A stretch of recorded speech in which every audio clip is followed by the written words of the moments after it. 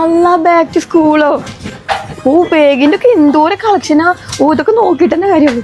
എൻ്റെ ഒക്കെ ഞാൻ എന്തൊക്കെ എടുക്കുക? അയ്യോ, bag, water bottle, notebook, tiffin box, ഞാൻ എന്തൊക്കെ എടുക്കുക? അതൊക്കെ അവിടെ വെക്കുന്നു ചെയ്താ 10 ഐറ്റംസ് കോംബോ ഓഫർ വെറും 499. ഫസ്റ്റ് തന്നെ ഒരു ബാഗിന് കേട്ടോ. അതിൻ്റെ ഉള്ളിൽ ഒരു ബ്രൗൺ പേപ്പർ, പിന്നെ water bottle, nice slip, crayon, geometry box, tiffin box, പിന്നെ ഒരു പേന, ഒരു പെൻസില്, പിന്നെ 152 പേജിന്റെ 5 നോട്ട് ബുക്ക് കേട്ടോ. ഇതൊക്കെ കൂടിയിട്ടുണ്ടല്ലോ 499 കേട്ടോ.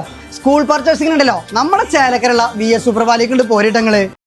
പരിസ്ഥിതി ദിനാചരണത്തിലെ പൊള്ളത്തരങ്ങൾ തുറന്നുകാട്ടി ഫ്രണ്ട്സ് ഓഫ് ഭാരതപ്പുഴ ഭാരവാഹി. കൊട്ടിഘോഷിച്ച് നടത്തുന്ന വൃക്ഷത്തൈ നടലും പ്രതിജ്ഞയുമെല്ലാം വെറും ചടങ്ങായി മാറരുതെന്ന് ഫ്രണ്ട്സ് ഓഫ് ഭാരതപ്പുഴ ഒറ്റപ്പാലം തിരുവല്ലോമല ചാപ്റ്ററിലെ KPC നായർ CCVയോട് വ്യക്തമാക്കി. സമൂഹ നന്മ ലക്ഷ്യമാക്കി നടത്തപ്പെടുന്ന പരിസ്ഥിതി ദിനാചരണം ആർക്കുവേണ്ടിയാണ് നടത്തുന്നതെന്ന് ബോധ്യപ്പെടുത്താൻ അധികൃതർക്ക് ബാധ്യതയുണ്ടെന്ന് ഫ്രണ്ട്സ് ഓഫ് ഭാരതപ്പുഴ ഒറ്റപ്പാലം തിരുവല്ലോമല ചാപ്റ്ററിലെ PKC നായർ. ഓരോ വർഷവും കൊട്ടിഘോഷിച്ച് നടത്തുന്ന വൃക്ഷത്തൈ നടീൽ ഇത്തവണയും തുടരുകയാണ്. ഇത്രയും കാലം നട്ട തൈകളെല്ലാം സംരക്ഷിച്ചിരുന്നുവെങ്കിൽ കേരളം ഇപ്പോൾ ആമസോൺ കാടായി മാറിയേനെ എന്ന് അദ്ദേഹം പരിഹസിച്ചു. പുഴകൾ ഉൾപ്പെടെയുള്ള ജലാശയ സംരക്ഷണത്തിനായി മേടയിലിരുന്ന് പ്രതിജ്ഞ ചൊല്ലുന്നതോടെ തങ്ങളുടെ ജോലി കഴിഞ്ഞെന്ന് കരുതുന്നവരാണ് പൊതുജന സേവകരും ഉദ്യോഗസ്ഥരും. കവിതകളും ചായകുടിയും മാത്രമായി ദിനാചരണങ്ങൾ ചുരുങ്ങുകയാണ്. സമ്പൂർണ്ണ സാക്ഷരരെന്ന് അഭിമാനിക്കുന്ന കേരളീയർ ജലാശയങ്ങളും പുഴയോരങ്ങളും പ്ലാസ്റ്റിക് മാലിന്യങ്ങൾ തള്ളി മലിനമാക്കുന്ന കാഴ്ചയാണെങ്ങും.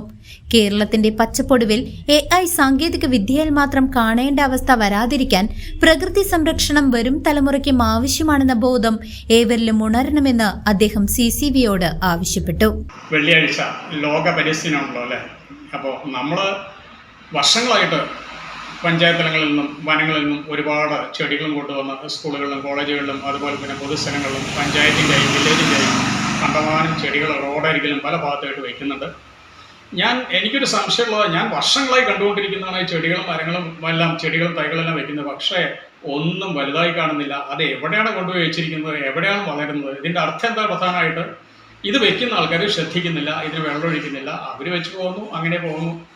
ഇതൊരു ഒരു ഒരു നമ്മുടെ പേരും പ്രശസ്തിയും വളർത്താനൊരു പണി മാത്രമായി തീർന്നിരിക്കുന്നു. വാസ്തവത്തിൽ ലോക പരിസ്ഥിതി ദിനത്തിന് നമ്മൾക്ക് പ്രകൃതിയോട് സ്നേഹമുണ്ടോ? ഇവിടുത്തെ അധികൃതരെ പ്രകൃതിയെ സ്നേഹിക്കുന്നുണ്ടോ? അവർ പ്രകൃതിക്ക് വേണ്ടി എന്തെങ്കിലും ചെയ്യുന്നുണ്ടോ? പുഴകളെല്ലാം വറ്റി വരണ്ട് കിടക്കുന്നു. പല ഭാഗങ്ങളിലും പുഴകളെ ശ്രദ്ധിക്കുന്നില്ല. മണൽ ചൂഷണം നടക്കുന്നു, കാടുകൾ വളരുന്നു. പുഴകളെ ഒന്നും ഒരു പ്രവൃത്തിയും, പുഴ ഫണ്ടുണ്ട്, നദികൾക്ക് വേണ്ടി പ്രത്യേക ഫണ്ട് സർക്കാരിനുണ്ടെങ്കിലും ആ ഫണ്ടൊന്നും നമ്മൾ ഇവിടെയൊന്നും കാണാറില്ല. അതെല്ലാം എവിടെ പോയെന്ന് അറിയില്ല.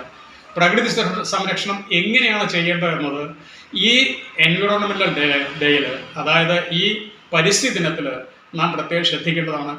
ഇത് അറിയുന്ന ആൾക്കാർ നിസ്സംഗത പാലിക്കുന്നു. പലരും ആർക്കായാലും എന്താണ്, പബ്ലിക്കും അതുപോലെ തന്നെ ആരുടെയും എന്തെങ്കിലും ആയിക്കോട്ടെ വിചാരിച്ച് നിസ്സംഗത പാലിക്കുന്നു. അതുകൊണ്ട് ഇവിടെ വരൾച്ച വരുന്നു, കാലാവസ്ഥയിൽ വ്യതിയാനം വരുന്നു. വല്ലാതെ കൊണ്ടുള്ളൊരു ഒരു ഒരു ചൂഷണ അവസ്ഥയിലാണ് നമ്മൾ നിൽക്കുന്നത്. പ്രകൃതിയെ നമ്മൾ ചൂഷണം ചെയ്തുകൊണ്ടിരിക്കുകയാണ്. അതിനെ എങ്ങനെ ഒഴിവാക്കാം എന്ന ചിന്തയാണ് ഈ പരിസ്ഥിതി ദിനത്തിൽ നമ്മൾക്ക് വേണ്ടത്.